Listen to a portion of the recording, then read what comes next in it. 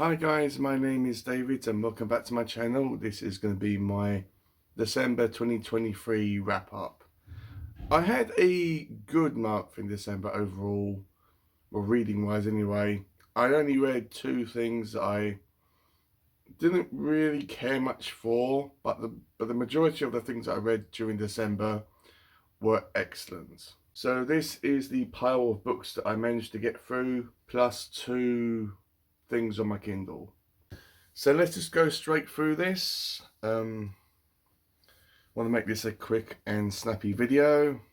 And just keep in mind, guys, that this is only going to be my own thoughts and feelings regarding these books. If you have different feelings for them, that is great. But just remember that this is my own thoughts and feelings. My own thoughts and feelings. So the first thing that I read during December was a book that I got last Christmas, but I bought it from eBay, but it arrived after Christmas Day. Yes, I still could have read it after Christmas, but I wanted to save it because Christmas Day finished and Christmas was all over and done with, apparently. So I decided to hold on to this book until this year, and that book being I'm Dreaming of a Shite Christmas by R.J. Clarke. I got this off of eBay purely based on the title. I was thinking about how funny it would be just to get this out on public transport and to have people look at the title and laugh at people's reactions to it. I didn't know what it was about. I didn't know what the book entailed. I know it was short. I know it was a hardback, but I didn't know what it was about. So this is basically an encyclopedia coffee table type of book where it has everything about Christmas in alphabetical order, and it just talks about some traditions in kind of a tongue-in-cheek type of way, kind of like dad humor. So it mentions like Boxing Day, board games, technology, snowballs, Secret Santas, what else? Pets, perfume, paper hats, what else? Mulled wine, and yeah, you get the point with that. Not sure if this is over in America, as a lot of the humour in this is very British, well, I feel anyway. Like the title, this isn't really a shocking book to read. It's a very tame book. The author says in this that he was forced to have this title for his book from his editor, but the book itself isn't nothing outrageous. It doesn't have any swearing or any cursing in it. And yeah, I mean, it's fine. Was it worth the wait? Waiting the whole year to read this? Not really. I'm not going to read this ever again. I'm more than happy to pass it on, and I am going to give this a 2 stars out of 5. Very average, slightly boring book, but in a way I'm happy that I read it. Next thing that I read was, this was the main book that I read during December, and I did this as a buddy read.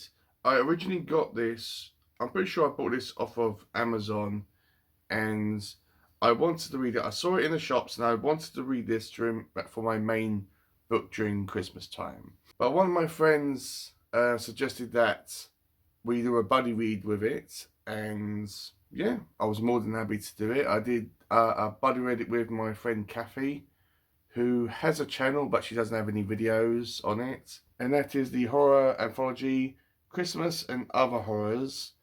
And this has loads of big name hitters in the horror genre. So it has Stephen Graham Jones, it has Richard Kadrey, Cassandra Core, and that's just a list of the authors, some of the authors on the back. And this is basically a short story collection I thought it was going to be really heavy in Christmas themes. You know, it's going to have like evil Santa Claus, and it's going to have all these stories are going to be really heavily themed during the festive season. Some of the stories, well, a lot of the stories rather, are real heavy themes in other countries' folklore and tales around the Christmas period and the Christmas season. And at the end of all the stories, it has a kind of a little blurb at the end of each story from the author saying about where they got their inspiration from and all that stuff. I was really disappointed in this book, massively disappointed, as a lot of the stories in this weren't very heavy in the Christmas theme. Most of these stories were, briefly mentioned Christmas and or were set in a wintry theme. So I thought that the theme of Christmas was kind of massively overlooked. Now, when it comes to the stories, I thought that they were kind of okay to very boring. I think that about 85 to 90% of the stories in this I was bored with, or I just thought was okay. I think the only story in this that I did like somewhat was the one by Richard Kadri. Yeah, massively disappointed. Do not know whether I'm going to be holding on to this or whether I'm going to be giving it away. Right now, I'm going to be holding on to it. Might do this as a reread next Christmas, but we'll have to wait and see. But right now, unfortunately, this book has got to be given a 2.5 stars by me currently. Massive disappointment. Massive disappointment. The next thing that I read was a manga called The Black Knight Parade Volume 1. I found this one quite by chance in my favourite comic book shop up in London. This retells and this is about a young man who steals a expired Christmas cake, and as penance he is taken by this evil black Santa Claus, who is an evil version of the traditional Santa, to basically work for him and yeah, for a certain amount of time and earn his freedom, kind of like a prison sentence. And they kind of deliver all these bad and disappointing presents to all these naughty children. I did a whole video on this where I talked about this and another book in this video. I really enjoyed this book. It's volume 1, so there's going to be, I think there's about 4, maybe 5 other volumes of this. So I can't wait to read that. I'll probably pick them up for next Christmas and just read them all, binge them all next Christmas. But I really enjoyed this and I give it a 5 stars. Highly recommend this. Next was a book that I didn't really know was coming out. It kind of flew underneath the radar, and it was brought to my attention by a channel called Bad Is Rad 2, who mentioned it in her video, or one of her videos, and I immediately went out and bought it or ordered it on Amazon because it came out on the 1st of December. And that is Psychic Teenage Bloodbath 2 by Carl John Lee. I really liked the first one. It's probably going to be in my top 10 of the year, but we'll have to wait and see when I get round to that video. But I was really shocked that this was coming out, as I didn't know, as I got everything else by Carl John Lee. Need to read some more of his stuff this year as well. But I immediately went out and got this, and quite by chance my friend Kathy sent me another copy of it as a Christmas present. So this will be as a giveaway. I will include book 1 in this. I'll probably order it on Amazon and have it in the giveaway as well. But this follows a story from book 1 where a girl who was in a lesbian couple in school wakes up, and she has these telekinetic powers after being attacked, and she kind of hurts anyone that has any interest rather in her girlfriend, and she's going on a murdering rampage. And this one, they are both in this kind of dream virtual reality type of place, and it's kind of like she wants to drive her girlfriend insane by showing her all these horrific things. And it's very bloody, it's very gory, it's extreme horror at its best. And even talking about it now, I just want to pick up a Carl John Lee book right now. So probably doesn't deserve it, but I'm going to give it full marks anyway, 5 stars out of 5. If you're just wondering what one I prefer better, the first or second one, the first one slightly better than the second one, but the second one is definitely worth your time. Next one was a book that I got because I thought one of my friends at work was going to like it, but they uh, they politely declined it, surprisingly. And that was a book called Shuns Journey. Probably said that wrong, but this is drawn and drawn. It's translated as well by that person there, Alex. But this is entirely drawn by the creator of Studio Ghibli, and that's the reason why I was attracted to it and drawn to it.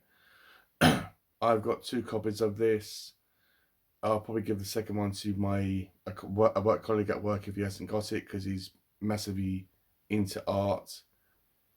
And this is about a young boy who this is kind of a manga slash graphic novel, but it's read in the style of a manga, but the artwork is phenomenal. Just show you some more. And this tells the tale of a boy who is in a village, and he wants to try to rescue his village by going on a quest to get these mysterious seeds that will miraculously grow loads of crops so he can save his village. It does sound like a very boring story, but it's very, very imaginative. If you've watched at least one thing by Studio Ghibli, then you know what you're getting into. This is separate from that studio, but you get the whole point with the art style. It is so good, especially if you're into fantasy. I would highly recommend this. This is fantastic. So I'm going to give this a 5 stars. Next was a Junji Ito book, which I'm pretty sure this is his latest one that's come out, and that is Mimi's Tales of Terror, and it's adapted by original stories by these 2 people. And this is a short story collection where the main character is Mimi, our main heroine. All the stories are kind of separate, but it's kind of implied and hinted that they remember them, and they kind of nudge at other weird stuff that's happened to them in the past. And I've done a whole video on this where I talked about this and Black Knight Parade. This is fantastic. Junji Ito at his best. Not all of his books are hitters, but when they're not, they are really still, they're still really good. But I really enjoyed this book, and I just can't find anything wrong with it. So if you are into horror and you want to get into mangas this year, then you can't go wrong at all with Junji Ito. Just pick up any one of his books and just enjoy. But Mimi's Tales of Terror, gotta give this a 5 stars out of 5. Excellent read. Next one I read purely because of the Wonka movie that's come out, and yes, I did like it.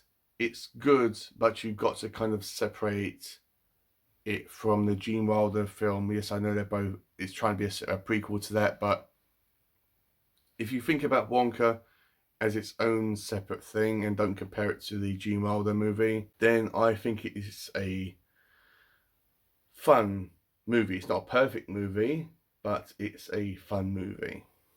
So because this is the third movie that's coming out based on the Roald Dahl book, I had to read Charlie and the Chocolate Factory. I haven't read it before.